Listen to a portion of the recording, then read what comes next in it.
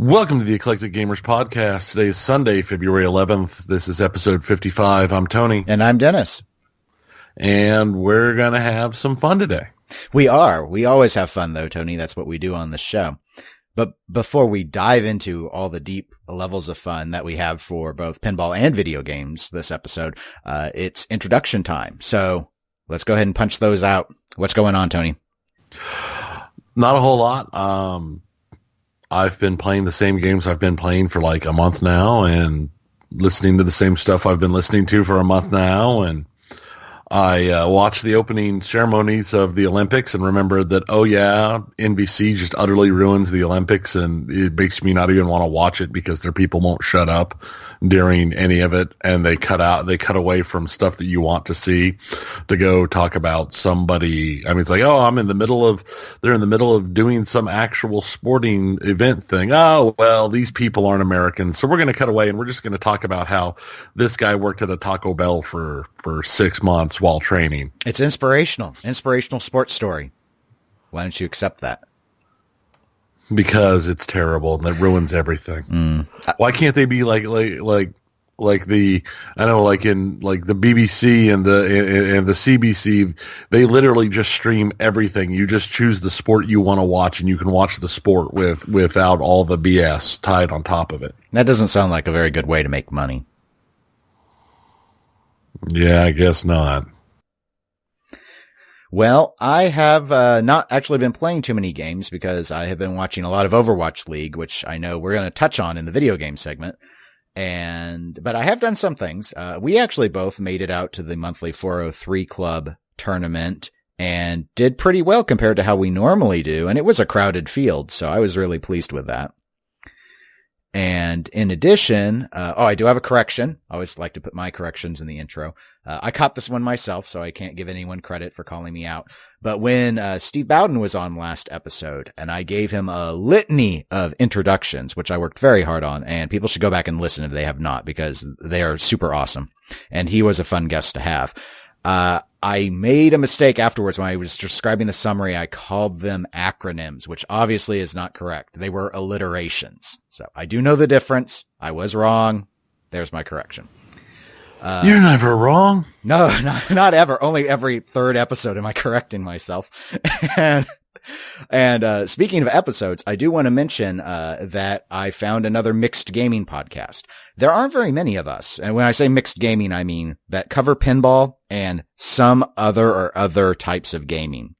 So we're primarily pinball, and we also do a decent amount on video games, for example.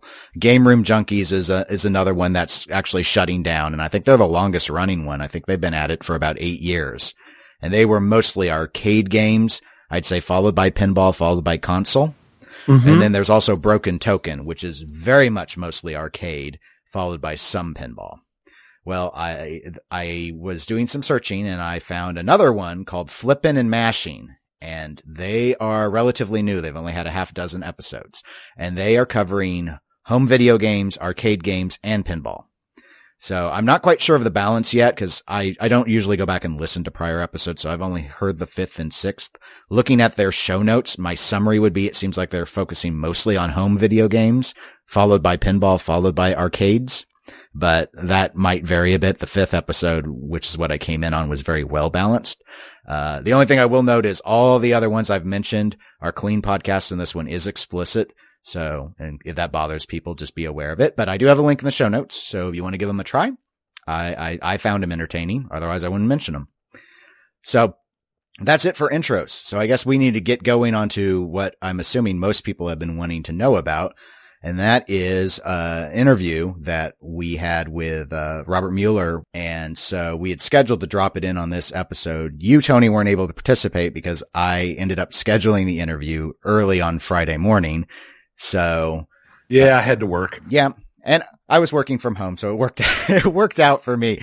But anyway, I had a lot of questions. We had questions come in from listeners. We had questions come in from Pinside. I monitored the main Pinside thread to try and help develop questions. And it's about 50 minutes long, but which is the longest interview we've ever run. I normally keep them under 30, either by recording them that way or with aggressive editing. but it just wasn't really anything I felt that could be cut. So we're going to drop that in here, and then we're going to come back and we're going to talk about it. Hey everyone, this is Dennis with the Eclectic Gamers Podcast, and I'm being joined by Robert Mueller, principal of Deeproot Tech, who's here to talk with us about Deeproot Pinball. Robert, welcome to the podcast. Thank you, Dennis. Thank you very much for having me, and I look forward to discussing everything Deeproot over the next few minutes. All right. Well, we're going to get started because it has definitely been a bombshell in the pinball community to have the announcement of another player in the manufacturing side. And the noteworthy thing, I think, lately has been the claims process that Deeproot has established to resolve issues with the former, or I guess it's still technically current customers of Zidware. You had a webinar, which I have a link to in our show notes for listeners who are curious, that discussed what the plan would be in terms of making the Zidware games. And my bullet point summary would be, for those that haven't heard it yet, that the games that were planned to be Zidware games are planned to be Deeproot pinball games, though there can be changes, including the theme.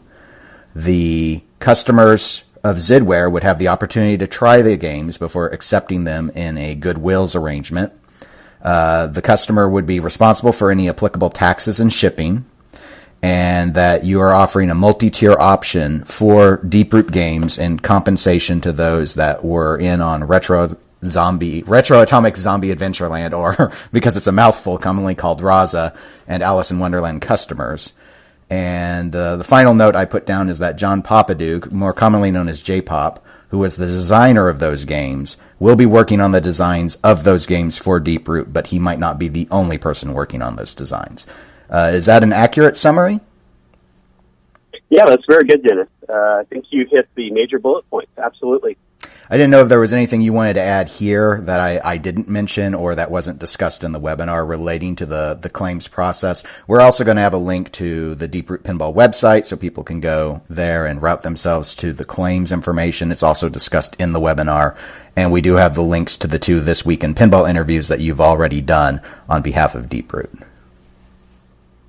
Yeah, wonderful. Thank you. I just would add that, I'm not asking for anyone's sympathy. I and Deeproot got into this of our own free will and volition. We know what we were getting into, so we're very understanding that there's a lot of people out there in a very small industry here who have megaphones louder than they probably should, and they have definitely made our life a nightmare. And what we've tried to do, and just kind of summarizing the 35,000-foot view, is we've been having to try to ride very fine lines. We knew J-Pop was going to be a challenge. We knew we wanted to take care of all the Zidware customers, even though many people out there, especially those who aren't Zidware customers, might not have even wanted that to happen, because then they wouldn't have anything to complain about anymore. We know that some Zidware customers are not going to, go through with the leap for one reason or another. We've also, in creating, pinball on top of that, we've had to ride that fine line of, we need to say enough to get Zidware customers to believe that we're going to follow through with our promises, but not too much that gives away a lot of our trade secrets, and there's a lot of those that we're trying to keep, more so than any other pinball manufacturers, all of them put together, then times, probably a couple multiples. But we've also had to ride the very fine line behind the scenes of licensing, which I know Canada recently was talking about like it was some easy piece of cake, and I think a lot of people think it is. I think only behind the scenes with each of the manufacturers can really the truth come out that licensing is extremely difficult. The reason why people complain about licenses all the time is because there's not a lot of them that are going to be available for pinball, and those licensors have varying opinions about pinball, and how they would want how expensive it is, and what they would want their licenses to be used. So in going through the licensing process, we as Deeproot have had to have presented enough of a picture out there for them to understand that we will be a major player and a competitor, but not enough to give away a lot of what we're doing, because as we found out very quickly is that there is definitely a lot of talking through licensors. So, for instance, one major license that we're going for, we actually called the other day and tried to get an update. We were like, oh, well, another manufacturer called asking if they could compete against you and give a counteroffer. And it was like, well, that was supposed to be completely confidential. And it's just a lot of this kind of porous Swiss cheese kind of in this dysfunctional industry has caused us to have to make some decisions a lot of people don't understand. And I really don't need their sympathy or support, but it explains sort of why we've had to ride this more legal line and position when it comes to Zidware, but also teasing probably more than we really wanted to try to ride the licensing line and try to get Zidware customers to understand that we really do sincerely want to fulfill all of these promises. So long-winded, but it gives you the 35,000-foot view of maybe some of the decisions we've made. Okay. And I do want to get into some of the more general aspects regarding Deeproot's entry into the hobby of pinball and the manufacturing side specifically. But first, I'm going to actually zoom in. So we're going to go from 30,000 feet. We're going to go down to ground level. And I want to hit on a few things that have come up in the two interviews that you've done with This Week in Pinball. And the first area I kind of want to tackle is one in your most recent interview, and that is in regards to assembly. Now, in that latest interview, you discussed a concept called quad assembly, and you did cite that there are trade secrets behind the process. So I'm not going to try and get at the trade secrets, or well, I wouldn't mind if you want to share the trade secrets, but that's not my goal. What I'm interested in is setting those aspects aside. Can you help explain what broad manufacturing concept the idea is sort of grounded on? Because it was pointed out that it's not an assembly line. So I'm assuming it must be modeled, though, broadly speaking, on some generally accepted manufacturing practice on which you're adding more ingredients to your secret sauce. Yeah, absolutely. The great thing about building the team that I've built with people outside of pinball is they don't come in with the preconceived notions and limitations that pinball just kind of breeds in of itself. And so most of the people that have been brought onto the Deeproot team have substantial manufacturing experience in other industries. And so by bringing all of those together and talking about the unique nature of how pinball is manufactured, because it is very unique, a lot of multidisciplinary parts and services coming together into one finished product. We've come up with what we think is a very pretty amazing new take on manufacturing to be able to throttle output at any given time without laying off workers or firing people or hiring a bunch of new people, as well as dealing with the very complex nature of the raw materials and the finished work that needs to be done with those, and then through the assembly process. So quad assembly is still assembly. It's just not done on an assembly line. It's done more in an office type of nature with batch workflow, et cetera. Okay, so it's oriented to allow you to be flexible in terms of outputs without having to adjust your workforce size. Absolutely. It's one of the big problems is, I think other manufacturers, I'll just leave it at that, have had lots of excuses as far as vendors or problems with parts and sourcing and things like that. Those are problems that every manufacturer has, and we know we will have those as well, but we think our quad assembly system will be able to make those, either minimize them or make them completely irrelevant. And we'll be able to do more with less space. So while we might not have the huge volume of space that Stern has now, we won't need that. We could probably do more with 25,000 square feet than Stern could do with 100,000. And this goes more to agile manufacturing versus, the Lean Six Sigma and all that. So it's just a different take, at the same time trying to have a good end result, that will allow us to be very, very lean and mean when it comes to manufacturing a complex machine. Okay. I know this is going to be hard to predict, but can you predict when fully operational at the location that were cited in the latest This Week in Pinball interview? What do you envision to be average weekly output capability, assuming the demand is there? Well, in the years I've been researching, and there is a reason why none of the major manufacturers, with maybe exception of Spooky, releases sales numbers, is because it's not a lot, right? There's not a lot of new in box that is sold these days. I mean, if I had to take a guess, some years it might be as low as 4,000, and some years it might be as high as 7,500 amongst all the manufacturers, with Stern probably taking 80 to 90% of that. So, I mean, I could tell you we could manufacture 100, a day. I could tell you we could manufacture one a day. I think at the end of the day, the market itself and what can actually be sold, in pinball is going to dictate more of where our output is going to be versus what the physical and business limitations are going to be. With the space we have in the quad assembly, and especially in getting the manufacturing ramped up, and it will take time to get it ramped up. I could give you numbers, but no one's going to believe them. And the only thing people are going to believe is when they can come and buy a Deeproot pinball machine. They're going to have it within 2 weeks of buying it. No waiting or anything else. And that's going to make more of the difference and drive more people to buy from us than elsewhere. Okay. Also, I guess my kind of final assembly category question that I had is in the aforementioned interview that you also noted that there wasn't a plan to do physical test games, at least physical test games on location. I wanted to get some clarification on, are you doing a Whitewood stage at all, or do you just do more towards a final production model, or are you doing tests virtually? So it's a complex question because it has to do with more what's behind the scenes and then whether or not we're going to be showing that in public. So let me do the behind the scenes first. So we have 4 levels of production behind the scenes. The first level is alpha. That's more of the concept design. If we are going to do a foam core on a title, then that would be the foam core model, laying out the general paths, ramps, lanes, etc., where the general components are going to be.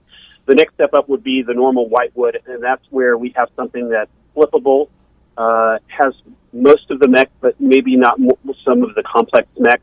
Very simple programming. Just to make sure the geometry is good and it flips well. So the one after that is a release candidate, and which I like to call Blackwood, just as a play off of Whitewood. Right, but right. The release candidate would be something where our code is actually in play with the components, and we're able to actually flip with the rule set. Most of the artwork is probably laid out by then, as well as plugging in where sounds and other video assets are going to be. And then release to manufacturing RTM would be something that's basically ready to, it's been designed to be manufactured at that point, and it's ready to be shipped to customers. So on the inside, those are sort of our levels. So while I said there wasn't really a test picture, of course there is, just maybe not in the same way that other pinball companies might be using it. Okay. Now, as far as the public is concerned, in the future, yes. Right now, if people, we're still going through the legal process of, we have probably 25 to 30 patents in process, and it is extremely complicated. And we want to get what we're doing protected and locked down. And unfortunately, even seeing the general look of the cabinet will give away a lot of what we're doing. And so it's very difficult for us prior to the 5 days of Deeproot to get a machine with that look out, while we're still, taking care of all the patents and getting them all filed and having that intellectual property we spent a lot of blood, sweat, and tears on, to protect it. So hope that answers your question. Yeah, it does. And speaking of code, as you brought up with the Blackwood stage, I want to transition into some software-oriented questions because that was a portion of that latest interview as well, during which you noted that a company, Turner Logic, is going to be handling the software side of the equation. I've gone and reviewed their online portfolio, and I see they've worked on a diverse blend of projects, though none of them seem to have been gaming specific. I was curious. I mean, with my understanding, and I'm not a programmer, but I know some. And while I would be confident that a programmer who can do drone software or accounting software is capable of coding for a game as well, some of the questions that have come up have been regarding the creation of rules. And when you announced that latest slate of sort of all-star designers, all-star sound person, all-star engineers, there wasn't a name that was announced that was going to be handling the rules on the software creation side. So I'm curious if you're planning to bring in someone to lead on software design who's a veteran of it, or are you confident that Turner Logic will be able to create rules with their existing staff? So I think that's, again, two separate components. So let's separate rule sets from actual programming, because those are two very different areas. And in fact, the problem is in pinball, those have been combined. And I think it's actually been a big disservice, and that's why there's so many issues with incomplete code, delayed code, and you have these long, crazy long development cycles where you've gone, 9 months to years and years and years trying to get, this insane code rule set out. It's unheard of, and I think that it's going to be hard for the other manufacturers to keep up with us once we kind of let the public see what we're doing. And I think it'll be basically a breath of fresh air in the way we're going to approach this. So let me talk a little real quickly about rule sets, and then I'll talk about the actual programming. Okay. So rule sets can be really complicated, or they can be really easy. And I think a lot of people put too much into having like the one beautiful rule set. The great thing about not having one rule set to rule them all is you don't have the very issue of trying to create a rule set that everyone's going to love, because not everyone is going to love every rule set, right? And so not only is it not hard to create a rule set, I mean, there's a lot of things to kind of see that other people have done to kind of build on, or that it plays directly to the certain theme that specific pinball machine is actually, playing on. But, I mean, I think from our standpoint is that we have been able to come up with some good rule sets ourselves. John Norris is just a rule set king. He's the one that kind of started the pin golf movement, which was very innovative. And so John Norris is just like constantly telling me, oh, this would be a great rule set. This would be a great thing. This would be a good thing. So, John Norris has really spearheaded that. And I would say, even though a lot of people would disagree, I can tell you internally, J-Pop is very good with rule sets as well. It's very, unique things, and it's tied directly to his very eccentric, layout. But we have reached out, and I'm not going to name names, but we would like top tournament players to be consultants for two reasons. First, we want to make sure that our tournament modes would be something that would be fun to play in tournaments, doing some things that maybe have never been tried before in tournaments.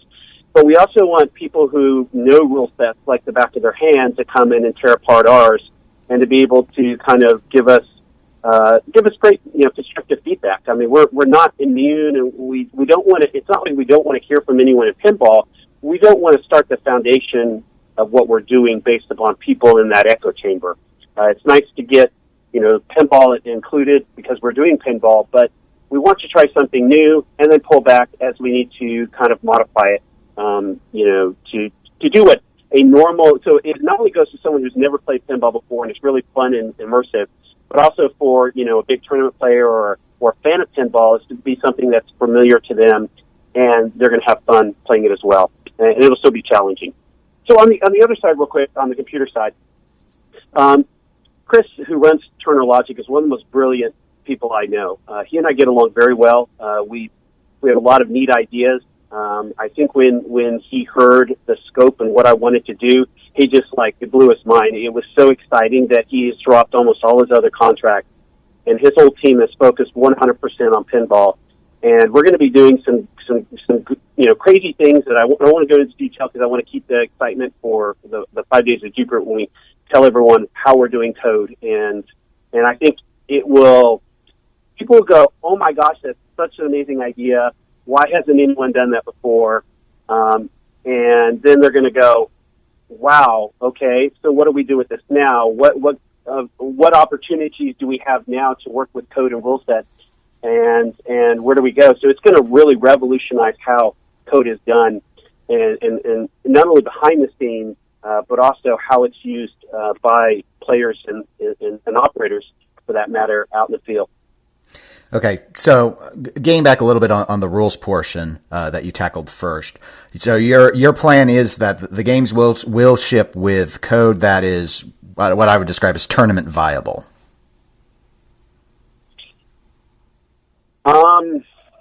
want to parse my words here very carefully and say that will be an irrelevant. That will be irrelevant when it comes to our code. Okay. And I remember in This Week in Pinball. I'm sorry. Go ahead. I'm trying to be vague, but not vague. So later on, people can say that I was being honest, but not trying to give away what the excitement is. If I was to tell you exactly what we were doing, it would blow everyone's minds. But yet again, it would be like, oh my gosh, why hasn't everyone else been doing this all along? It makes so much sense. So that's how I'll leave it. Right. And I understand there are elements still until you've done the 5 days of Deeproot that can't be made public. And in the interview with This Week in Pinball, you had pointed out that there would be a lot of player control over the software, over, I believe, the rules settings as well. I was curious if that meant the software itself would ultimately be open source for the game, so players or owners would be free to make modifications of the code and release the code, and it be publicly downloaded and not cause any issues. So open source has issues, especially when you're dealing with licenses, and especially when you're dealing with a machine that that can be programmed to actually be hazardous. And so I'll say this: while the code might not be open source, we will specifically be giving users the ability to modify portions of the code or rule set as they see fit. While that will be, of course, restricted, it should allow more collaboration of, oh my gosh, this is a great game and we love almost all the rule set, but man, there's a few things that Deeproot didn't get right. So let us, switch a couple things around here and it'll be that much better. We would like, the users to have that sort of say, is to tweak things as they see fit, to try to have, experience that makes the most sense to them. Okay, so there'll be some sort of tool that a user will be able to use to make rule modifications within the constraints that are necessary to protect the systems, protect the licenses, and so forth. It'll be even better than that, but yes. Okay. Let's go ahead and move over into hardware then. I was curious, are the systems, are they going to be board based or PC based or something else?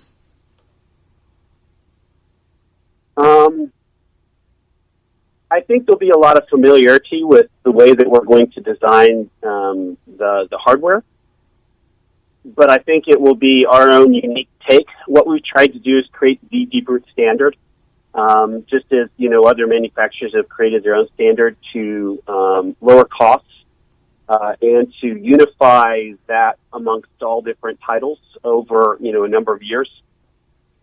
And so it'll be easier for not only us internally, it'll lower the cost of manufacturing, it'll lower the sales price to people buying the machines, but it'll also hopefully lower maintenance and not only cost but maintenance time as well. So we are trying to stay away from the PC approach that I know JJP has kind of gone, and even sort of the mini PC approach like Highway, but still keep something powerful enough that we can run some neat audio and visual assets on the machine. Okay.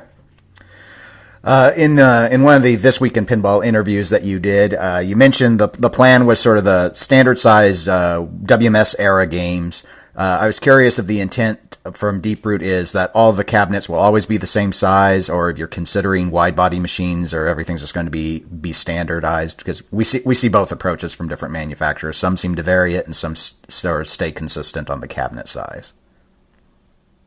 Yeah, absolutely. So I think cabinet size is pretty much at this point kind of very different from manufacturer to manufacturer. JGP is more wide body only. Stern has their own unique take. It's not quite the Williams Valley. Spooky, I think, is still using the Williams Valley. I really haven't looked at Highway, so I'm not sure what sizing they're using. Ours will be very similar to Williams Valley size. It's not going to be small Zizzle games. I've tried to give hints, but I'll just say it out right now. They're going to be pinball machines, fully functional pinball machines as people know them. It's just going to look and act differently. And so as a result, the sizing might be a little off, but what we've tried to do as we've redesigned the pinball machine from the ground up is to try to make it so if it's in a lineup with other pinball machines from different eras, that it won't look out of place. Okay. So in terms of, you mentioned the maintenance and how much easier it should be on the Deeproot machines versus what people in the pinball hobby are currently used to. I was curious in terms of things like mechs and mech sizes. One of the ongoing challenges, especially with some of the more boutique manufacturers that have been on the knife's edge, so to speak, financially, has been whether or not parts will be available if they did not use traditional parts like Williams parts. So I wondered if the goal here with Deeproot is they're going to use standardized parts, if you're going to be using customized parts, or the technologies you're exploiting are such that there's an expectation that you don't really need to find new parts. So when we first started, our goal was to try to use as many parts that have been outstanding, not just Williams Valley, but some of the Mid East or even Stern, et cetera, parts that are publicly available, just because we wanted to make sure that we weren't reinventing the wheel to the point of creating not only problems for us in redesigning, a lot of these parts, but also that people could get their hands on those parts. We one of these days, we're in the pinball business anymore, and we're doing them. I've offered a couple of parts distributors the exclusive opportunity to warehouse and sell Deeproot parts, because we don't want to be in the parts business. Those talks are still ongoing. I think that that's a much better option for us than having and controlling all those parts in house for either people that want to put those parts in their own homebrew project, or they need replacement parts for our machines. Our warranties will be better than anyone else in the industry by multiples. So we're trying to do everything very, very rugged as we can to make it safer for a home environment, but still be pinball, still be those basic components everyone would be able to recognize. Now, in terms of it still being pinball, this is my last hardware question, and you might not be able to answer it, but I was wondering, in terms of the play field, is it planned to be the traditional plywood, or are you going with an alternative material, which we've seen from manufacturers in the past? So I will give a tease, and that is we're going to take a sledgehammer to a play field. If it leaves the mark, it doesn't ship. Wow. And I'll leave it at that. Okay. Every playfield leaving our facility that's put into a game will have a sledgehammer taken to it, and if it leaves a mark, it does not ship. Oh, well. That's the standard I've set. Okay. So that's what is your question. That's what we're going to keep to. All right. Well, it's an easy standard to measure for people, so they'll have something to check against. I'm done. I'm done with dimples. I'm done with on my own machines, and I'm done with the substandards people have gotten used to for what should be one of the most strongest and most important components of the pinball machine, and that is the playfield. So that has been a passion of mine, that has to be right, or it doesn't ship. Okay. Well, now I just have some generalized questions about Deeproot and in the hobby in general, and I want to go back actually to your first interview with This Week in Pinball. There was a quote that, of course, got a lot of traction with people in terms of we would love to make a Ferrari with Kia prices and Kia costs. And where I want to go with that is the motto of Deeproot Pinball, I believe, is every family needs a pinball, every pinball needs a family. And so in my view of the hobby, not in the manufacturing side, has been that the biggest challenge to growing pinball has always been the pricing.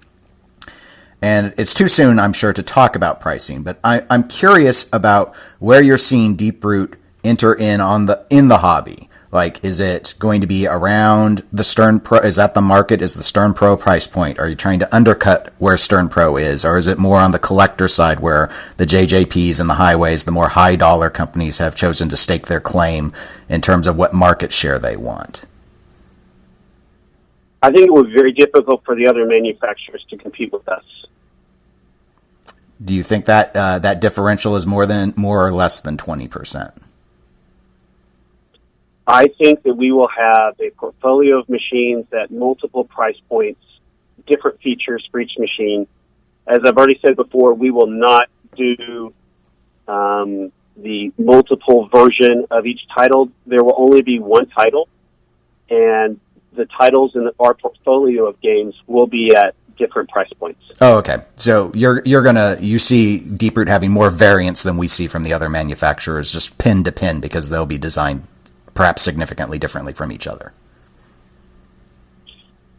Yes, I don't want to go into much more detail just from a competitive advantage, but it will be very difficult for even someone like a Stern to compete with what we're doing. And it actually has been a major selling point to licensors, who many of whom know pinball, would like to do a pinball, title with their license, but don't really like the price points that other manufacturers are at. So that's been one of the easier things in the licensing talks is price points. Okay. You mentioned already that the machines will be full featured machines. I'm curious, are all the models planned to be what I would call operator ready, in terms of they'll come with coin doors, the software is going to accommodate making money on location with audit tools and the like? So when we were redesigning the pinball machine from the ground up, there were only three safe items that we knew we were going to touch. So it had to have two flipper buttons, it had to have the general shape, and it had to have coin door. And so I think to answer your question, I'll leave it at that. We have put a lot of effort into creating a machine that's not only tournament friendly, but also owner operator friendly, but more importantly, to the standard of someone putting it into their house and being proud of having a Deeproot machine in their house. So now, in terms of when you go to market for the sales of machines, are you planning to use the distributor model, or are you going to be doing it direct? That's always tough. As some people have pointed out, Stern has the distributor model locked down, and a couple other manufacturers have tried to chip away at that, and it's with some success or not. I think that marketing and actual distribution are one of those things that is just going to have to be organic with time. I think that we're trying to go into some markets that maybe some other pinball manufacturers haven't yet thought about or don't really care about. And so we're hoping that the let's look at everything, every option, every possibility is going to be there.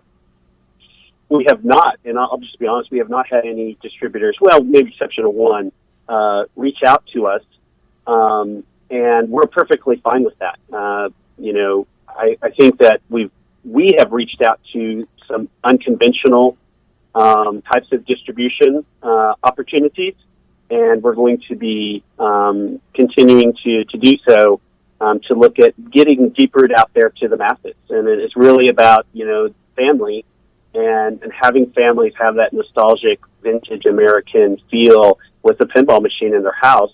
Owner operators, I think, will just come as they are. So I'll leave the answer to that. Okay.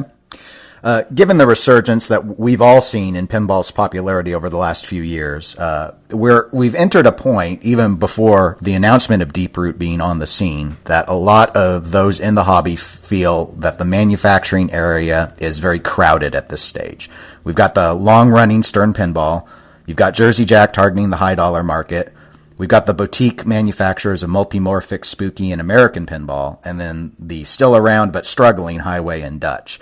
I'm curious, why get in at all into pinball at this point in the hobby's maturity, and where you maybe see Deeproot being in 5 years after releasing? We'll measure it from after the first games are released, sort of where you see that Deeproot's place amongst the existing manufacturers, or you even think they'll still be around.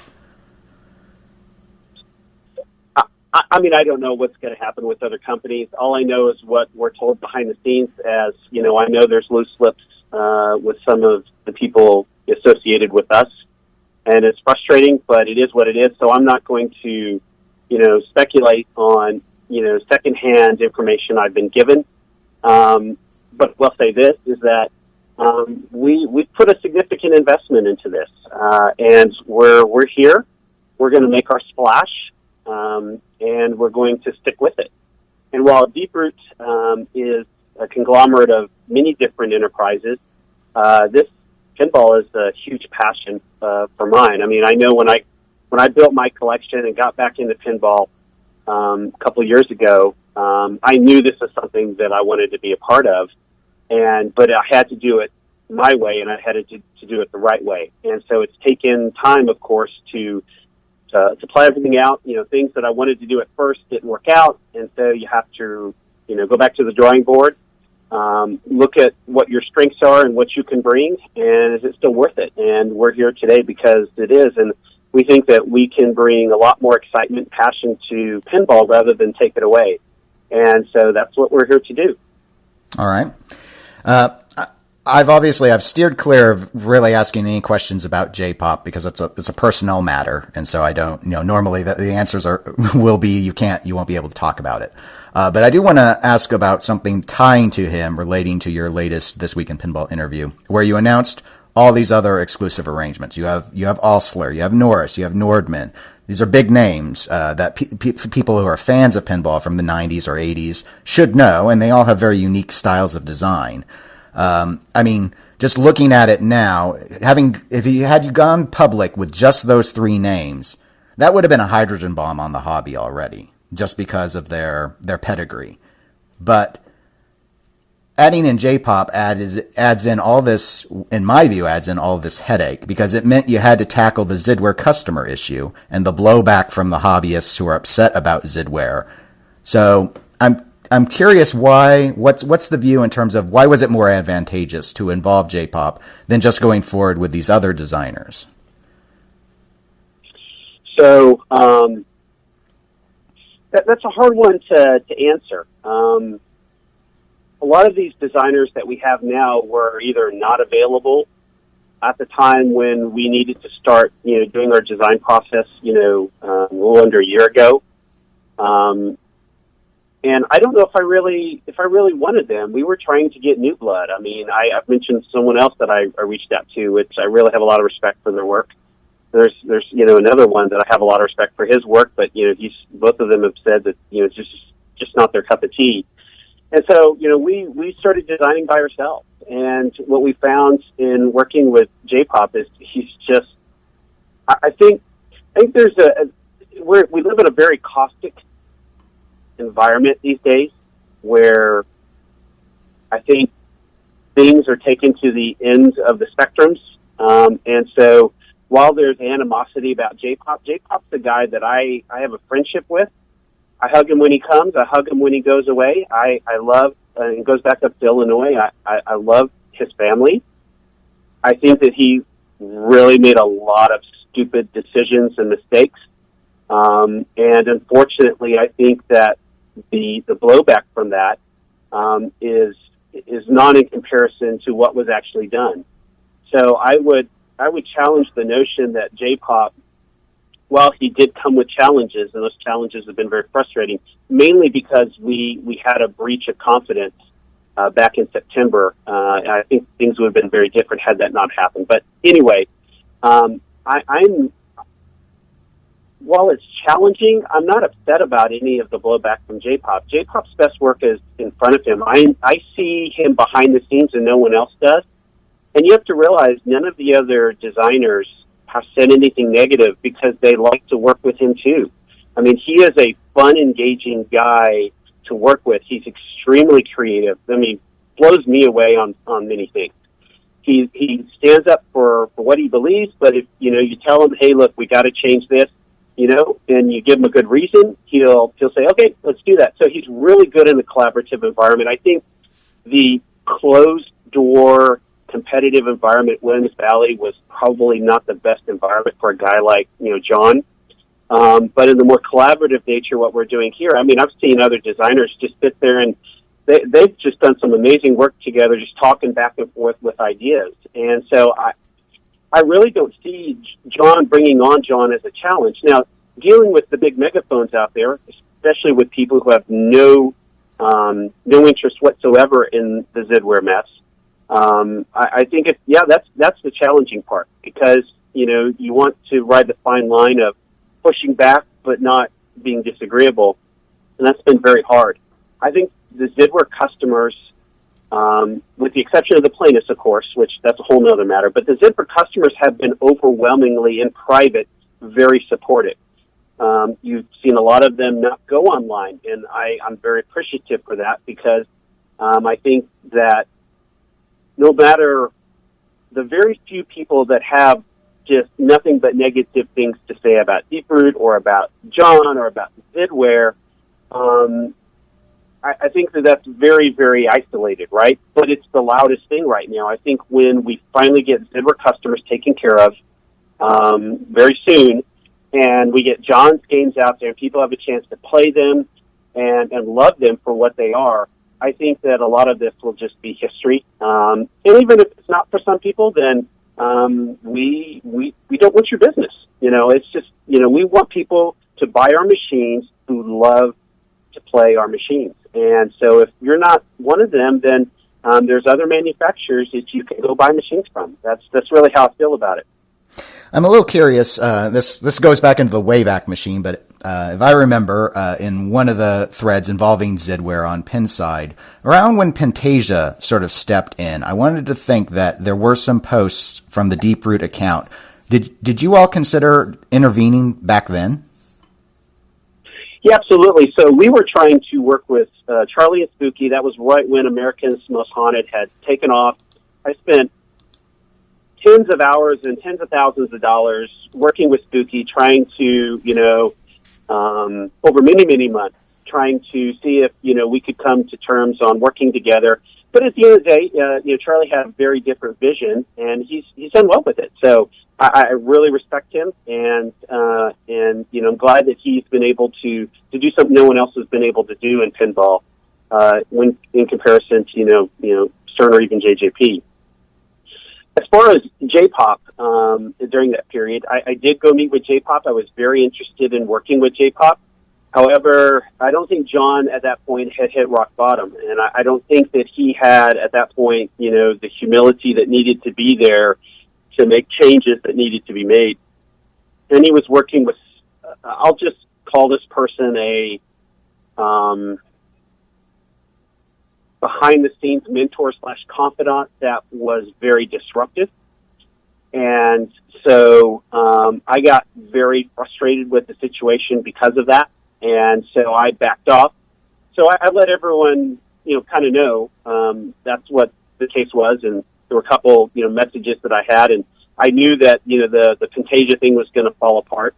I knew that there had to be some things that had to happen before, the Zidware customers were going to be able to be made whole.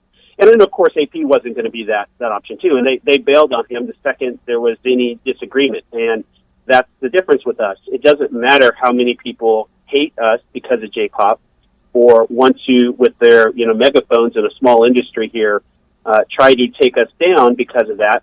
We've made our decision. We're sticking with the decision. We're going to make this happen. And there's nothing they can do about it other than just to be shown for what they are at the end of the day. All right. I only have one last question. It's one of the more fun category questions. I was just curious, who would you say is the greatest living pinball designer? Retired or working, it doesn't matter. I'm just curious. Well, I've got several designers now that are being paid a lot of money. I know, you're gonna upset all but one of them. I don't know. I could probably fill everyone's vision of me as being as an egomaniacal, narcissist, and say that I'm the greatest pinball designer ever. But I think that would fit a lot with pinball, because everyone in pinball thinks they're an expert and they're the best ever, whatever the current conversation is. So I would fit in with Surf and Jack and everyone on Pinside, right? Yeah. Well, the hobby can be a bit caustic. It is caustic, and I find it very funny that people blame Deeproot, and Deeproot's just the people, where people are ganging up today. Everyone in pinball, everyone has gone through what we're going through now, and in fact, I'm actually a little grateful that it isn't as bad as it's been with other things. And so if Stern gets a break from everyone complaining about, the quality of their stuff or incomplete code, or Jack gets a break from this crazy prices and stuff like that, then, I can give you, you're welcome, right? So I'll take the heat for now, knowing that there will be a day where that will change. So back to your question, most of my personal collection are late 80s and early 90s Williams Valley games. Oh, okay. I would have to say J-Pop. His designs speak more to me than any other, but I will say recently I've been on Creature from the Black Lagoon, and I don't know why such a simple game with, music that really gets on your nerves really drives me to play it over and over again. But, I go more for not the designer. I go more for what's my passion today, I mean, everyone who comes into a pinball collection, I know a lot of other people can commiserate, ask, what's your favorite? And it's like asking, which child is your favorite, right? It's just, it changes over time. Certain machines speak to you in different ways. I like to play one machine just because of the better rule set. I like to play another machine because of the light animation. Like Circus Voltaire is absolutely gorgeous, right? Almost up there with Magic Girl. But it's a little one-dimensional to play. So that's a hard one. I appreciate the question. It was a good question, but at least with as good as answers I can give you is probably overall I enjoy J-Pop's, all of J-Pop's design more than anyone else. So that's fair enough. Well, those were all my questions, I guess. Before I let you go, if you have questions for me, I'm more than happy to try and answer them. Yeah, so I don't know if I have a question at all for you. I really appreciate you being willing to do this interview. I know that there are other podcasts out there that constantly talk about promising to come on and never came on, or we're too scared to come on. I don't think it has anything to do with that. What I really like about you and Tony is that y'all are very fair, you're very thorough, and I'm personally very appreciative of that, because at the end of the day, I remember commenting to Jeff over at This Week in Pinball about, I called him the media. And he was like, oh, well, I'm not a media. I'm just a guy with a website. And you'd probably say, we're just guys with a small podcast. But pinball is small. I mean, you are the media. And so some of these podcasts and online sources, they act like media and very professional, and then others don't. And so I'm very appreciative for the hard work that you put in that's unpaid and probably well deserved. That you do what you do, and I'm very appreciative of that. So. Well, thank you very much. I can't attest it to anything other than it's just this. It's probably our personalities. Just Tony and I have this personality approach, and so when I do interviews, I do them in the way that I always wanted to listen to them or read them. So that's just sort of the structure. I've done yours up the same way I do any of the others, where I write up all my questions.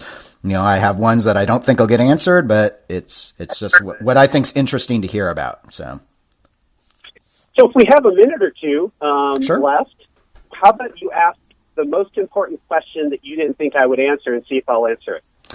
Oh gosh. Okay. The one I did drop one off the list as we were going along.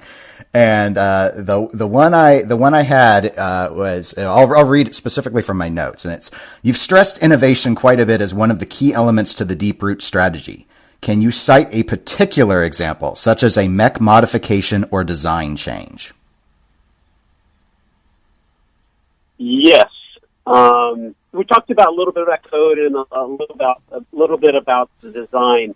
Have you ever seen Minority Report? Oh, where yes. Tom Cruise is like moving things around with his hands. So when all the guys came in, I told them that's what I wanted. And they all laughed at me and said, that's not possible. And I told them, it's going to be done, and I want to see a prototype in 30 days. And that's sort of the culture we have here. Nothing's impossible. I mean, if I told them I want the pinball machine to float like Han Solo, kind of carbonite thing in Empire Strikes Back, I expect the guys to do it. And so there are no no's at Deeproot. Everything is on the table, and we have the ability to do some of the most amazing things that some of these other companies never even thought possible, and let alone, Pinball Fanatics as well. So, couple of hints there, and we'll leave it at that. Okay. So if you thought, if a layperson were to see a Deeproot machine and I would say currently in the realm of physical pinball, what most people would identify technologically, is the most out there in terms of what it's done for pinball from what it has been in its sort of purely mechanical form would be the P3 system from Multimorphic. Do you think the average person would think there is more innovation in the Deeproot machine?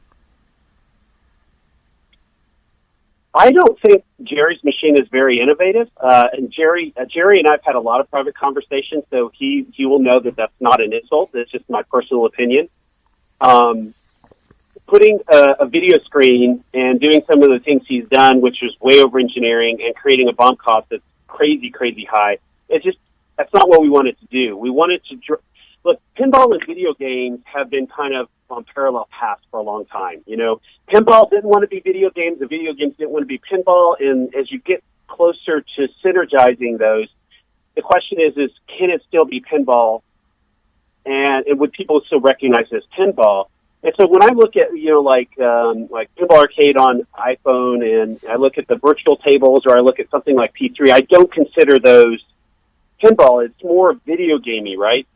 What we wanted to do with Deeproot is to go toward the video game, but just do it with some finesse and some creativity. We're not going too far that direction, that we wanted to keep pinball what it is. People love bashing crap with a silver ball, right? Oh, yeah. It's fun. And so we wanted to keep that basic thing. So no, there won't be huge LCD screens under our play fields or as the play field underneath the glass. People will see it for the pinball that they love and cherish. All right. We'll leave it at that. Thanks again, Robert, for coming onto the show. I appreciate it. Thank you, Dennis. Take care, and hopefully we'll do this again. All right. Sounds good. Well, welcome back, everyone. Hopefully you enjoyed the interview. It revealed a lot of interesting information. Tony, since you didn't get to participate during the interview itself, let's let you kick the ball off here. Let's do our analysis like we would with any other news piece. What'd you think, or where do you want to begin? The best place to begin. I'm just going to go ahead and start down. I took some notes when I listened to it after you guys finished it, and I thought the whole licensing issue thing where he was talking about how they were coming back. Well, so this other company came in. I think it's interesting to see just a slight peek behind the curtain on how something like that's working at that level, and to actually have somebody come out and go, well, I know we've been talking to you, but... Yeah, that was a curious thing. It also made me think, back on our last episode when Steve was on and we were talking about why hasn't Stern done a Tron Vault Edition, and you brought up that you thought it had to be a licensing challenge, and I thought that has to be easy. That can't be the problem. Maybe I'm once again wrong, and that it really could be a difficulty with dealing with Disney, even if they have an established relationship. So yeah, that was an interesting curtain peek. I think what I'm going to bring up now is one of the early elements that I focused in on. And it was one where when I got suggested questions, most of them came in regards to software. And we obviously had quite a bit of a discussion with Steve about the concern that there wasn't a lead rules guy. And so there were a couple of takeaways I had from the interview. The first was the idea of divorcing the programmer from being the rules expert. I actually think that makes a lot of sense. I hadn't really considered it because it does seem like the programmers, by and large, are the rules guys at this point. I know back with Premiere, John Norris did do a lot of the rules development. I don't know if he coded it as well or not. He may have. I just don't remember. But I know he was responsible for developing a lot of the rules, at least in a preliminary fashion, for most of the games he designed. So that part made sense to me, but I'm still really unclear about the software. No, yeah, it was clear as mud to me. I mean, it's still murky about how it's going to actually play out. I think it's going to be something that we're just going to have to wait and see. And I think until we actually see it, it's going to be everybody's question. It's one of my number one questions and concerns going into it is, well, what does this actually mean, and how is this actually going to work? Right. And with Robert's insistence that it will come across as very obvious that why hasn't it been developed before? Once they reveal what they're willing to reveal, that's why as I rack my brain, I'm feeling dumb because I can't come up on everything, like on the mechanics and stuff. I have ideas on how they can pull off what they are alluding to. I'm not figuring it out on the software, but I do think it will probably be comforting, at least to a lot of tournament players, with the notion that they do want to bring in high caliber, high ranked players to test out the games before they're released. So that does suggest that whatever they're planning to do, it will pass some sort of smell test. So, but I understand that they didn't want to reveal a lot because they're not to that point in the marketing yet to do their unveiling, which ties into the whole 5 days of Deeproot and everything. But the software is where I remain the most murky. Did you have another category or section you wanted to bring up? I was impressed by the concept of being able to take a sledgehammer to a playfield. The reality of it, I don't know. I don't even know what it has to be made out of that can take that kind of impact with no damage of any way, shape, or form. It's one of those things that seems like, well, this is a lofty goal that I can understand everybody liking, but the reality, but how does it work in reality? Like a lot of these things, it's like, this sounds really good, and I could see where this could be good if it can actually happen, because it doesn't seem possible to me. Well, I think one of the things I was contemplating, with just all the discussion in the past with the This Week in Pinball interviews that we have linked, and every element that's sort of been discussed about what the Deeproot plan might be, has been, and it's why that was my favorite question, was asked about the playfield one. And it's one that I came up with based off of the thought that they must be considering alternative materials. And one of the things that I've thought about for quite a while was, I've been a bit surprised that they've stuck with plywood for so long now. And there were experiments with plastics, but I don't think they were ever cost effective. But I think all those experiments were in the 80s. And then, of course, there were different, like European manufacturers had different coatings that they put on top of their playfields that account for why the art holds up so well, even though they weren't cleared. So, I mean, I don't know, but I mean, when you think about, well, what could get hit with a sledgehammer and not leave a mark? A firm rubber could. I suppose there's some sort of composite. I'm not an expert on plastics, but they have advanced quite a bit. So, versus what we had in the 80s. So, I'm guessing something probably synthetic along those lines, but will still allow a ball to roll. But we're getting beyond my wheelhouse, obviously.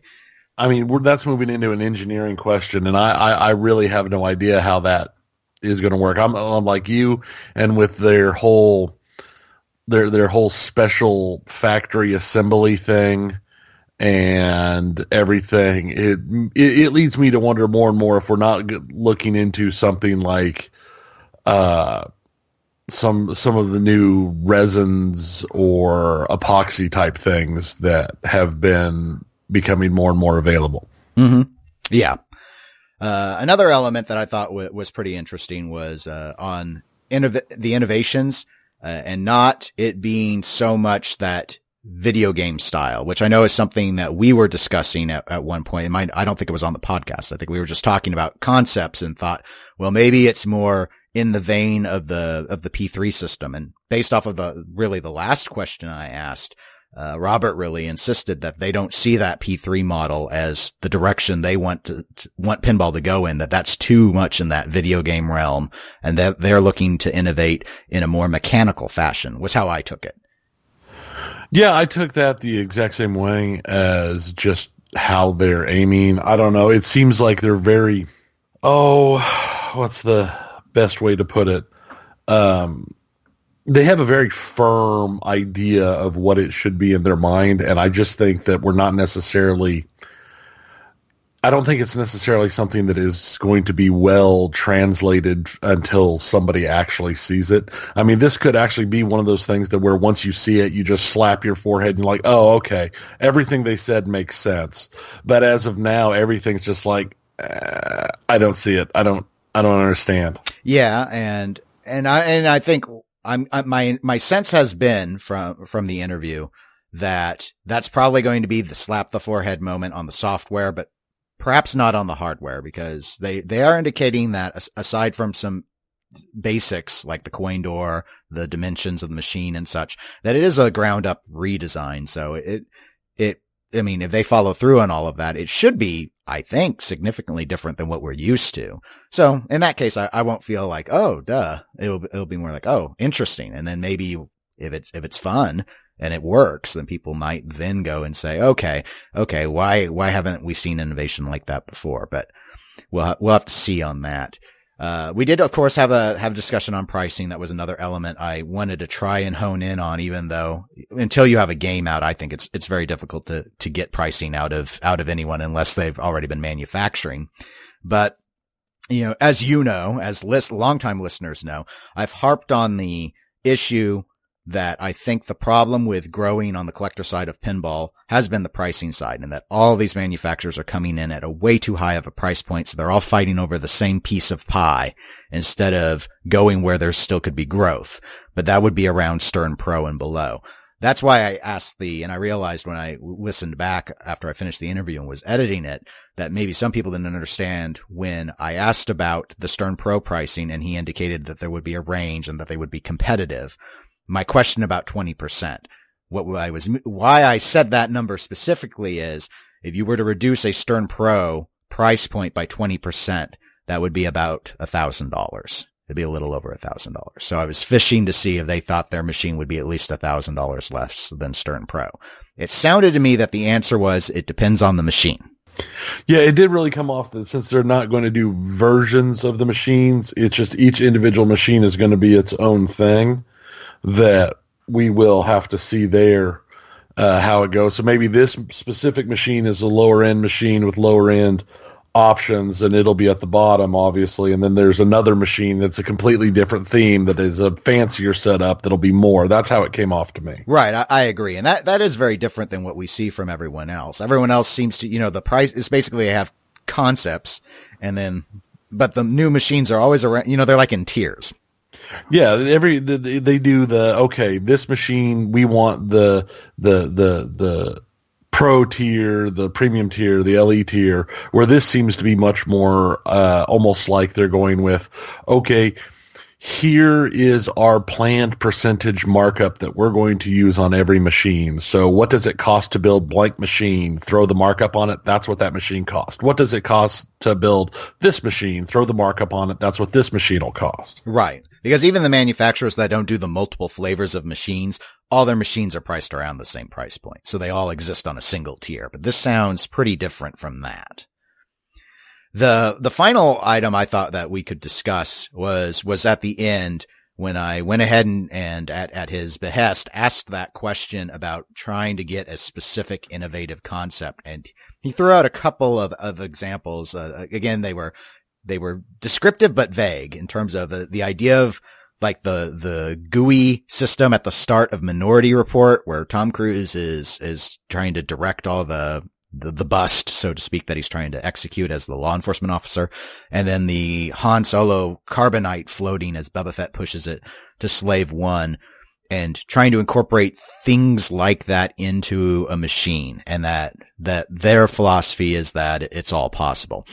I, of course, had and have a very hard time imagining exactly how that is in a pinball machine. Maybe not so much the Minority Report thing with if you were to integrate like a VR, a motion detection, Kinect style, I could see something like that. Not quite sure on the floating thing, but with enough magnets, I suppose anything's possible. I guess I took that whole thing more as a generalized philosophy / idea over being a direct comment. It was more of a whole, if this is what we want, this is what we're going for. I mean, like the magnet thing I could see, the GUI thing I could see, but I can't for myself see where something like the GUI would fit in a pinball machine. If you're throwing in the sensors like some of the newer dance arcades that are coming out of Japan have, so I have to move my hands above the field in certain ways to do certain things, how is that traditional pinball and how is that working type thing? Yeah. But is it any more dramatically distracting? And some people would say it's just as dramatically distracting, I assume, as the action button on the Stern games. You guys smack that action button. Gotta shoot them TIE fighters. Smack, smack. Man, I miss the action buttons all the time because I don't even notice them half the time, and I lose a lot of points because of it. But no, you could be right. It could be very similar. I mean, not similar, but the whole interaction could be another level of play. It's just, I don't know. I think it's something that without actually seeing something, I can't.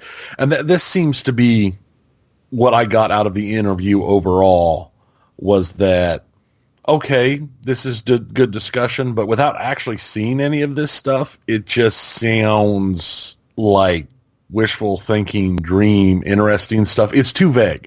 Even now, I still think most of it's too vague for me to have a really good feel for anything other than we have big dreams, we have big ideas, and we know in-house it'll work. And once you see it, you'll know that it'll work. But for now, we're just in the dark. Right. I agree. And these were examples of ideas. I didn't interpret them as they're going to do a Star Wars machine or they're going to do a Minority Report machine. No. I didn't take it that way either. I just thought they were kind of ideas for, like I said, it was like an idea type thing. It's like we want to strive for something. Right. Highlighting the boldness. Kind of, to me, it was reminiscent of the old, how Atari supposedly was when they'd all go and the designers would all get in the hot tub and get a little stoned. And then that's where all their ideas came from in the 70s for their arcade games, was that. And it was just sort of seen as this ultra creative. There were no limits. In the hot tub, anything was possible. Sort of, it was a strange time at Atari, or so I've read. But, I didn't know if there was any other elements, takeaways. Yeah, I think, there was, especially on the hardware side, I walked away feeling I have a better understanding, but still a lot of, I mean, in terms of like, it's more conventional than my mind was taking me, in the sense that it's more, I shouldn't say conventional, I should say mechanical. It's more mechanical than where my mind was going based off of the information we had seen thus far. But like you, until we really reach the point where they're unveiling something, it's really hard to reconcile all of it into how we're going to actually see it as a machine that's playable and won't break down and actually will be at a competitive price point. It's just a lot there's just too many unknown variables for me to make it work. So, but it's, I mean, obviously, as we've always gotten the impression from the other written interviews, it's clearly staking out a very bold path. It's difficult to see how it works, but, and you know, obviously Robert knows that, and he keeps indicating that he doesn't expect people to get it until they show it. And obviously this interview happened before they're ready to show it. I'm hoping we at least shed a little bit of light on some of the stuff that was confusing. But I think we'll always be confused until after their marketing event. Yeah, I think that until we see that, that's exactly how it's going to be. I will say one thing for certain is they have no lack of self-confidence and they have no lack of drive from the discussions. Yeah. No, Robert is very sure that it will be groundbreaking. So he stuck by that with us.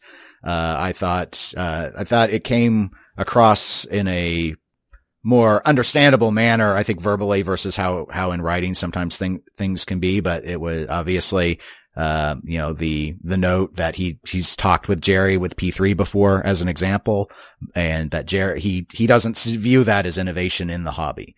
He just views that as a video game meeting a pinball machine more so than an actual groundbreaking concept, but that what they're working on at Deeproot should be definable, he thinks, by anyone as groundbreaking. So, yeah, that's definitely bold positioning. Interesting and is it's very bold. Very, very bold.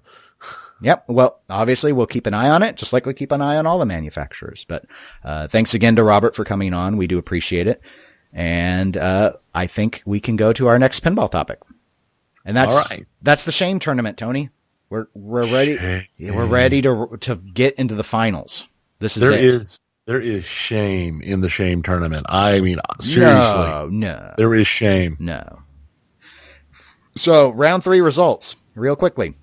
Bally Game Show. It beat Genie with 81.8% of the vote. Totally deserved by Genie. Now that I've actually played Game Show, Game Show's actually pretty fun. Yeah. Yeah. It's just, Genie's just so awful. It should never have been submitted, but hey, what can I do? I just host. I don't make the rules. Actually, I made the rules, but, and then Big Buck Hunter Pro. It took out Sharky's Shootout. Much closer though, 54.5%. No, that's a shame. I like Sharkies. Yeah, well, I thought maybe having Steve on would have helped sway the audience because he clearly favored Sharkies over Big Buck Hunter, and we spent quite a bit of time talking about it, but I guess Steve just doesn't have the influence I was counting on. So here we are. The final matchup is the Bally Game Show versus Big Buck Hunter Pro. Any predictions, Tony, on how it's going to end? No. Oh, for me, I'm going to vote Game Show, and I think Big Buck Hunter Pro is going to win. There, easy. See how easy that was? Okay. Well, yeah. Yeah. Big Buck Hunter Pro is from 2010. It's got deeper rules, and that's going to carry it. So, but I'm not going to vote for it. That deer doesn't ever work. I'm not voting for it. I'm sorry. It just doesn't work. And Game Show, broadly speaking, is one of the less liked System 11s, even though I like it quite a bit more than I thought I would after trying it. Yeah. Okay, next pinball. Yeah, that was quick. So anyway, vote. Link in the show notes to the vote. Go vote, and then we'll announce the results on our next episode. Next topic, real brief one: Total Nuclear Annihilation. You like it? I like it. Apparently, everyone likes it. Spooky Pinball has announced that sales of TNA have now passed the 300 count, thus making it their best-selling game of all time. I thought there were 350 of Rob Zombie. No, 300. 300 of Rob Zombie? And 50 of them, I believe, were Ellie's. Maybe that's what was messing with my head. Yeah, and I'm not even certain on the LE thing, but yeah, I think it was sometime last week they announced that Unit 301 had been sold. Obviously not manufactured yet, but that put them past that threshold, so it has set a new record for them. And I'm not surprised. I'm still going to stick by that. I'm skeptical that they'll get halfway to the least sold street level. I'm going to commit on that still, which would be just over 400 units, but I'm more than happy to be proved wrong. It's a fun game. I just think, even with they're going to get around to more shows that should get them more sales, but at the price point, that it sits at, and when people look at it, that's just, a lot of people I don't think will try it, unfortunately. And so. Their loss. Yeah, it's their loss. But, on the flip side, they might not be able to justify the expense because you can get an Eastern Pro with shipping, about 1,000 less. And that's a lot of bread. So that's always going to be a challenge. But hey, that's pinball. So speaking of pinball, final pinball topic, Oktoberfest. From the way I understand it, Martin, who's one of the hosts with Head2Head Pinball, he was researching trademarks, and he found out that American Pinball has a trademark for an Oktoberfest pinball machine.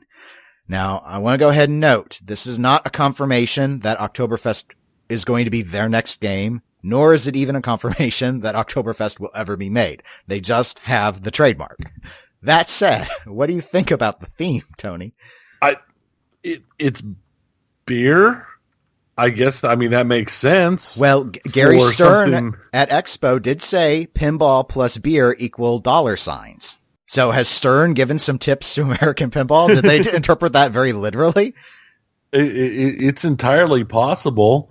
But yeah, I don't know. I don't see, I mean, when I think Oktoberfest, I think, weird German costumes and huge tankards of beer, and I don't know how that works into a pinball machine. No, I think this is terrible. I think this is an absolutely awful idea, and I ask that you not do it. No, I mean, whose most favorite holiday is Oktoberfest? Not even alcoholics will pick that. It doesn't make any sense. I mean, yeah, it's so German, and it's, so I'm thinking, yeah, you've got like Lederhosen, you've got blonde women carrying giant tankards of beer, and there's probably some sausages on the table. And okay, so I'm just trying to think. It's just sort of like, gosh, my favorite holiday is Oktoberfest. Said no one ever. I mean, St. Patrick's Day would be a better pick. If you wanted a beer-driven holiday, you could do that. I mean, Houdini, while it doesn't resonate with me, that's a really good theme. And and that's the thing. These are all themes. They're themes. They're just not licensed. So I get it. Oktoberfest is very recognizable. So I see where it's got the name recognition thing.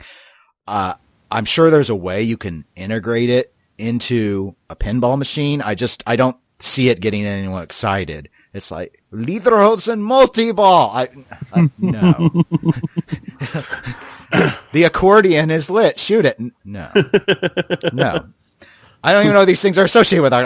I'm giving it things. It's just, to me, if you're going to do things if you're going to do themes that don't have licenses, then it makes sense to stick with, the stuff that's really recognizable, but also easily integrates and that people might have an interest in, like mythological characters and things on that line. That's why Houdini works, is because people know him. And even if you don't like or know Houdini, if you like magic, it works for you. I guess if you like beer, Oktoberfest could work for you, even if you don't like Oktoberfest, but it's not like Pabst sold gangbusters for Stern. So and Pabst had a really, really good art package. Yeah.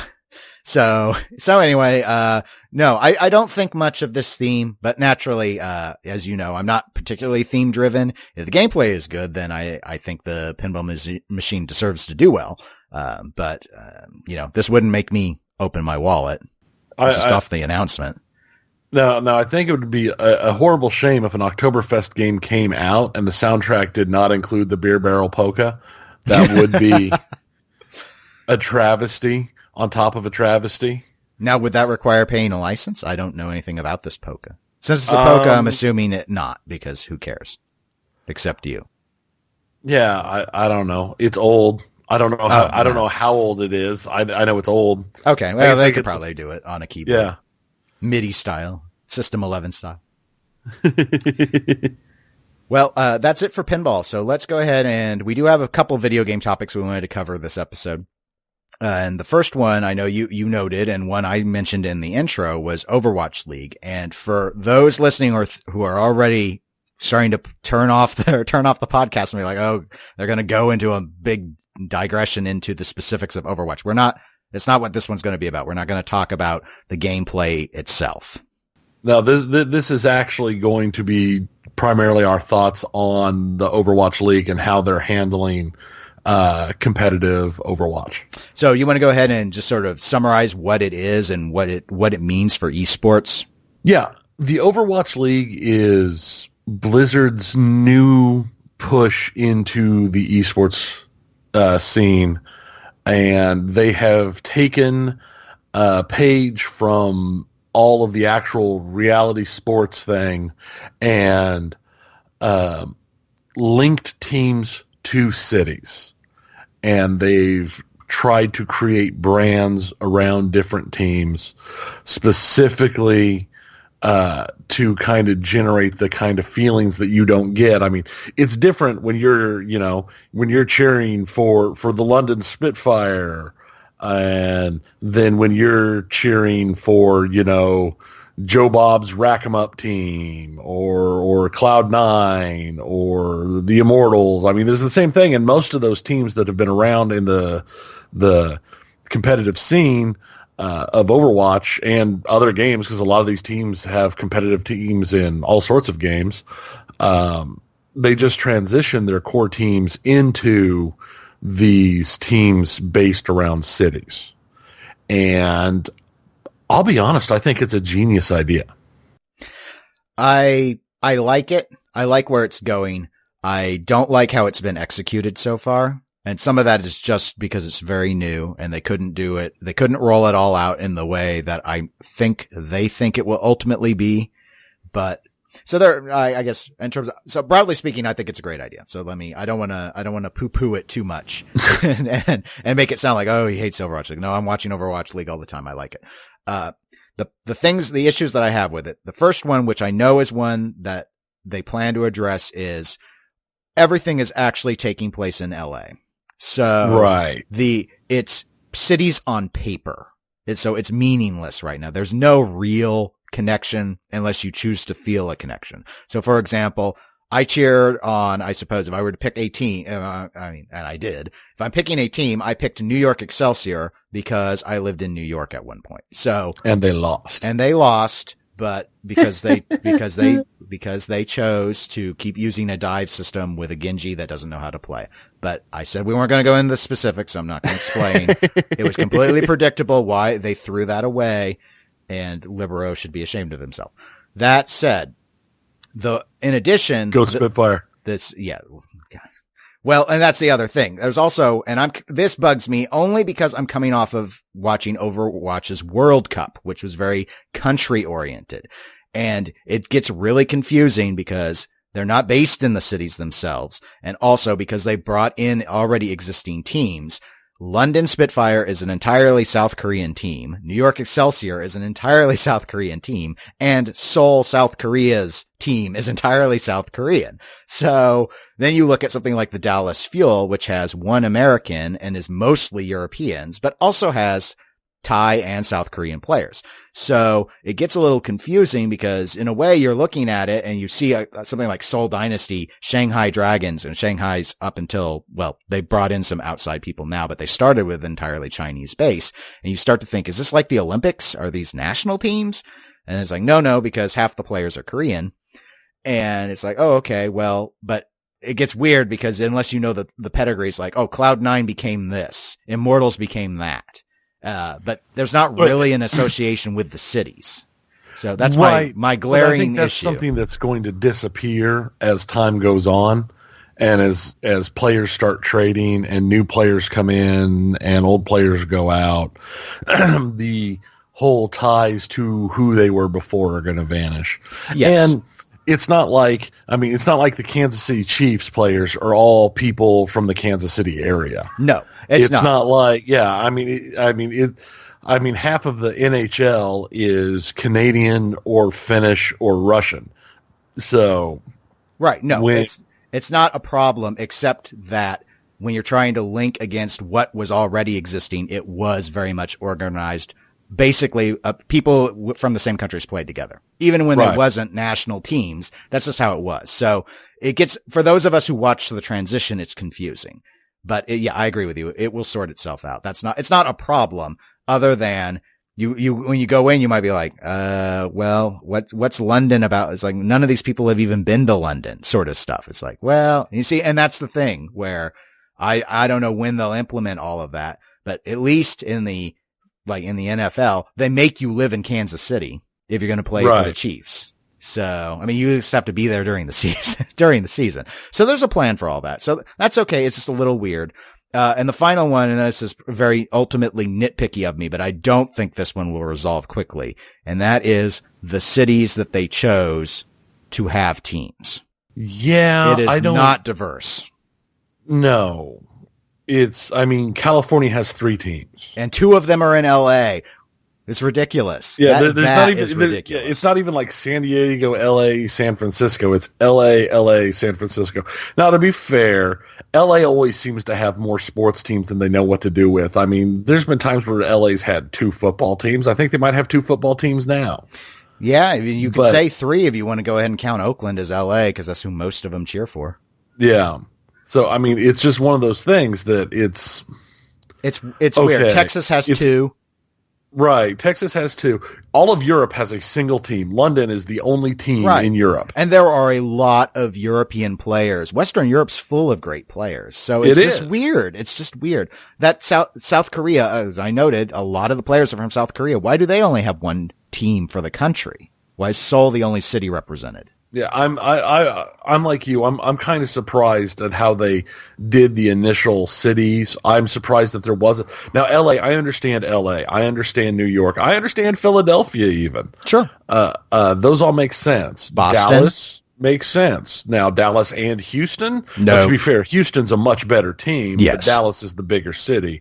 But I don't understand why why London is the only European team. Why isn't there a Berlin team or a Paris team or a Stockholm team or something like that? Mm-hmm. Why isn't there a Canadian team? Also, and some of these are not, yeah, I know. Where I was going was incorrect. I'm treading back. Yeah, there are just a lot of cities that I thought it's odd to me that Chicago's not there. But Miami is, it's just, I don't know. Not saying that Miami. Where's my Kansas City Monarchs? Huh? That might be, well, that'll be an expansion team. I never would have expected an area as small as Kansas City to be an initial one, but it's just, yeah, it's just, I don't know. It's just, I find it mysterious in some ways, but it's weird that Houston has a team and Chicago doesn't. Yeah. It's things like that. It's just things like that. So I like how Florida just the whole state of Florida has a team. Right. Well, that was what I was going to mention when I started, stuttering out was I was like, are they Miami? Wait, no, it's Florida Mayhem. That's what they call it. And New York, I don't think is New York City. I think it's New York State. And so, cause it's not the NYC Excelsior, it's New York Excelsior. Yeah. So some of these are organized by states, but most are organized by city. I mean, it is Seoul Dynasty. It's Seoul, South Korea, not all of South Korea. Yeah. Shanghai Dragons, not Beijing Dragons, not China Dragons. So yeah, I at first I thought maybe that was because they only had one team in the state, but Fusion's not Pennsylvania, it's Philadelphia. So yeah, right. I don't get it. So there's just some inconsistencies that, but I want to stress these are all really, really minor. I needed to fill out the segment with something, and so I used complaints. Yeah, these are things that are going to even out as the years go on. I have no doubt in my mind that the Overwatch League will continue. Its popularity is insane. Unless something big happens. I mean, it's still not unusual to see just the main stream is almost always over 100 or 150,000 concurrent watchers. And that doesn't include the the different language streams, because there is a Korean language stream. There is a French language stream. They all have large amounts of viewers also. Right. And I do want to say that the production levels that they're putting behind the broadcast, it's really good. It is really good. They are definitely pouring it all in. This isn't we're trying to do it. This is definitely we want this to be a thing. We are staking a claim here. This is where we've planted our flag. This is what we're pushing. And I think they're doing a really good job with it. It really works. It's an example to all esports, I think, in terms of just how they're putting the whole show together, how often it's airing as like a real sports, season. So So those things might be airing. They might be playing a little too much right now. A little too much like baseball, a little too little like football. Yeah, they might need to pare it down a little bit. I mean, I'm falling behind on other stuff because I'm watching Overwatch League 4 days a week. Mm-hmm. Yeah. So, but at the same time, they've even gone so far as they haven't gotten rid of the old Overwatch competitive setup like Contenders. Contenders still exist. It's basically like the minor league is how it seems. They're still running a Contenders in the fall. And it doesn't involve the teams that are involved in league. There are other teams, so I don't know if they're still going to run a World Cup. I would assume so. Yeah, I don't care. Actually, they can run whatever they want. I'll probably end up watching it. But I think a lot of other esports will consider going this way. Yeah, doing it this style. I definitely could see them using it as a model because it seems to be working pretty well.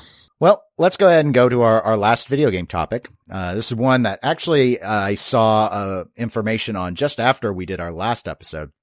And that was some rumors were going around, and I have a link to an article that discusses this, regarding Microsoft, which I'm sure most people know, they own the Xbox brand. And what some people who aren't into consoles may not know is that Microsoft has been struggling this generation, particularly in 2017, with a perception problem, and I think that perception is based in reality, that they don't have enough first-party titles. So there's not enough exclusive games if you're a console gamer to say, oh, I want to get an Xbox over a PlayStation. Or a Nintendo, where they have very deep, first-party studios that, have a library with a litany of known entities. It's just, there are more exclusives on other systems is the problem. And so Microsoft finds itself, well, it's still in second place until the Nintendo Switch catches up and surpasses it, but, they're significantly behind, probably on a 2-to-1 ratio from, the PS4. Which it's not a terrible quantity amount, but as a percentage of the pie, it's bad. So the rumors have been, and I don't think the rumors were surprising, that Microsoft has been looking to buy its way out of this problem by acquiring a major studio.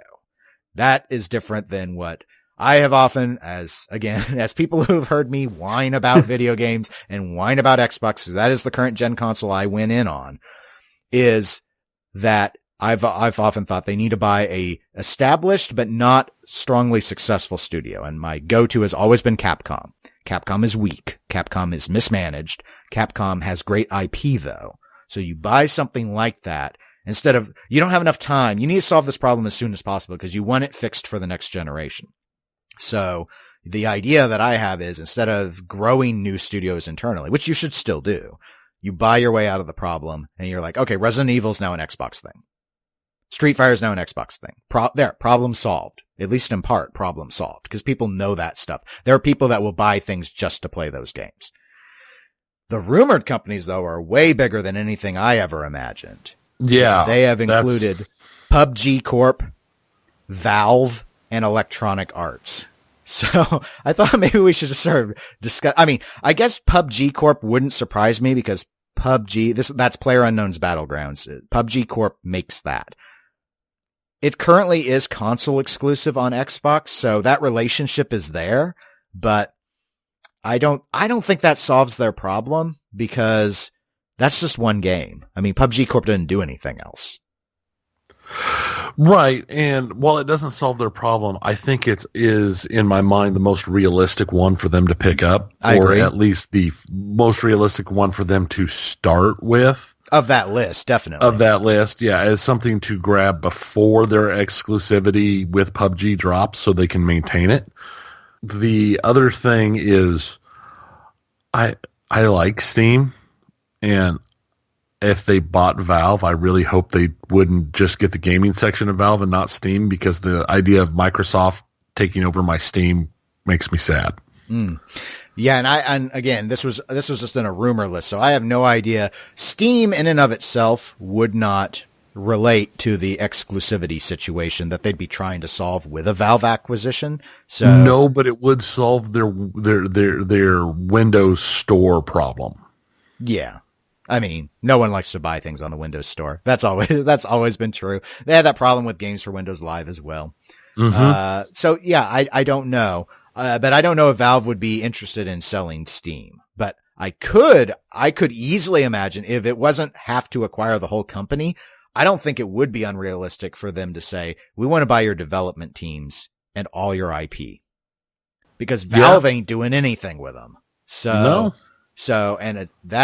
that would be good pedigree. That would be the having Portal, having Left 4 Dead. I mean, Half-Life, I think, is a little past its expiration date in terms of having as much of an impact as it has more of an impact for people like me than it does for new gamers. But Portal and Left 4 Dead resonated really well in the last generation. So there are a lot of gamers that still think very, very fondly of those games because it wasn't that long ago that they had them. Yes, but can you imagine the insanity that would roll up if Microsoft put out a Portal 3, or not a Portal 3, but a Half-Life 3, and the sheer hatred and the anger that would roll off people? I don't know. I don't know if they get more angry. Would they rather have never had it? I mean, that's the only other alternative, because Valve will never make it. No, they won't. And they're smart. I think they're smart not to make it. I think it's something that has gotten to a point where there is no way to safely do it without causing bigger issues and or failure and hurting your brand overall. It's better to leave it dead. Yeah. I mean, if I were looking at Valve, Half-Life is not what I want. I want Portal mostly, and Left 4 Dead would be my secondary, because that could definitely be improved upon. Mm-hmm. And I don't think it hasn't reached legendary status. You could just modernize that and make it a better game than it had been. Yeah. Then the final one was the biggest shocker one, and I can't really get my head around the idea of Microsoft actually acquiring Electronic Arts, and mostly because it would lose so much. I mean, for me, it's sort of a math question. They would buy EA's worth, I think it's around $35 billion. Now let's be clear. Microsoft they could buy all of these. They in cash have, I think, something on the order of $130 billion. So this ain't nothing to them. If they wanted to just buy, that's why they should buy their way out of the problem. They have cash. Just take your tax write-off.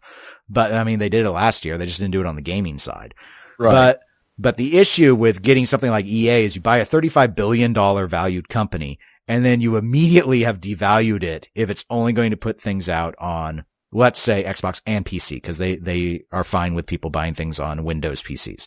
So, but if you're going to say, all right, well, Madden's not on PS4 anymore, then not everyone's immediately just going to say, oh, well, now I have to buy an Xbox. Some people will be just like, I'm not going to buy Madden then. And so the company value. Are people really going to say, I'm not going to buy Madden? It's because hard, I would think people imagine, would be saying, I'm not going to buy Madden for the last 15 freaking years. Look, there are some people they won't be able to afford it. They won't be able to afford to buy the console to buy Madden.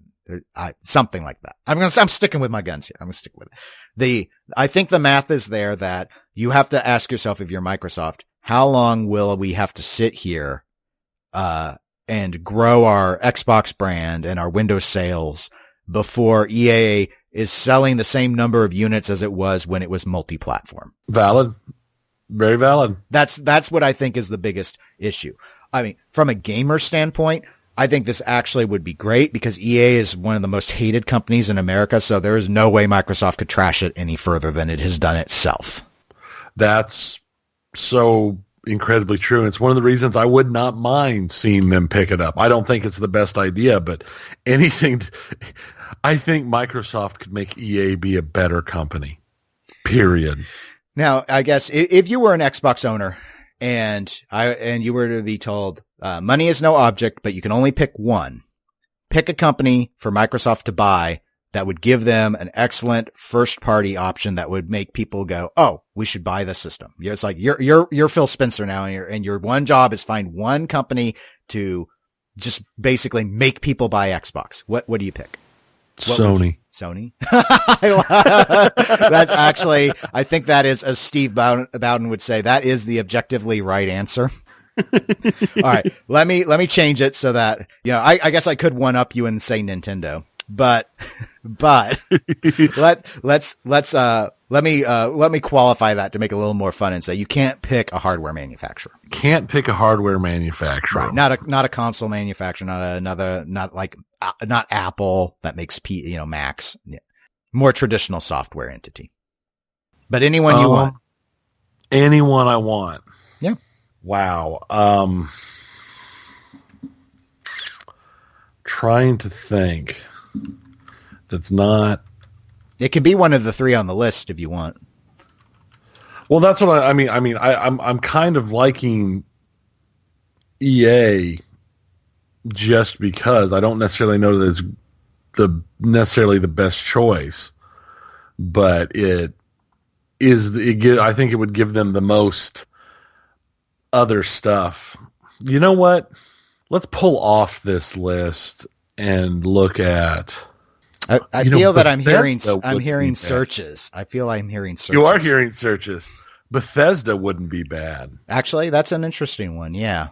RPG Deep. But also that would give you the Wolfenstein. Give you the Wolfensteins.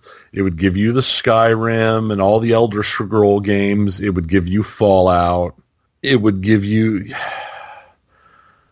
That's I think Bethesda would be the best current because it gives them the Dishonored games. Yeah. I think of without going with an insanely huge company, I like Bethesda. Actually, I really like your suggestion. Yeah, Bethesda. I think that one would be very attractive. And rolling out a huge portfolio. I mean, another, I guess, easy one could throw out would have been to say Activision, which Activision was my first thought, and the more I thought about it, it's like I don't really like that one. Ubisoft would work also. Ubisoft, I actually could envision Ubisoft being a more practical option for them. I'll tell you the one that came to my mind first, even though they don't have a ton of IP. Rockstar. I don't know. And the reason I don't know if they have enough. It's pay to win. You do Rockstar and you say, here's Grand Theft Auto 6. You will buy our machine because it's Grand Theft Auto. Square takes twice as long as Rockstar and puts out half as good as a product. But it has a bigger fan base.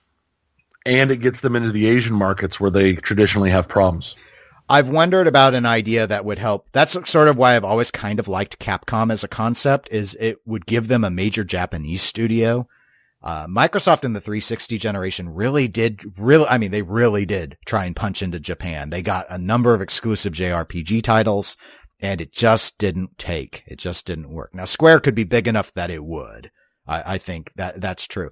But here's the behemoth that is Grand Theft Auto 5. What is its sales now across all platforms? 75 million copies.